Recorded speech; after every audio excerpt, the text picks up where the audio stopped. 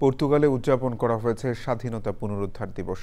১৬৪০ সালের ১লা December Portuguese জনগণ স্পেনীয় শাসনের বিরুদ্ধে সফল বিদ্রোহ করে নিজেদের স্বাধীনতা পুনরুদ্ধার করে। সেই ঐতিহাসিক ঘটনাকে স্মরণ করে প্রতি বছর ডিসেম্বরের প্রথম দিন জাতীয়ভাবে পালন করা হয় এই দিবসটি। রাজধানীর লিসবনে সকাল থেকেই জাতীয় পতাকা উত্তোলন, সামরিক কুচকাওয়াজ এবং রাষ্ট্রীয় অনুষ্ঠানের আয়োজন করা হয়। বক্তব্য রাখেন প্রেসিডেন্ট ও প্রধানমন্ত্রী।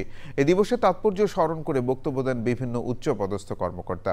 শিক্ষা প্রতিষ্ঠান, সাংস্কৃতিক সংগঠন এবং স্থানীয় প্রশাসনের পক্ষ থেকে স্বাধীনতা সংগ্রামের ইতিহাস তুলে ধরে নানা কর্মসূচির আয়োজন করা হয়।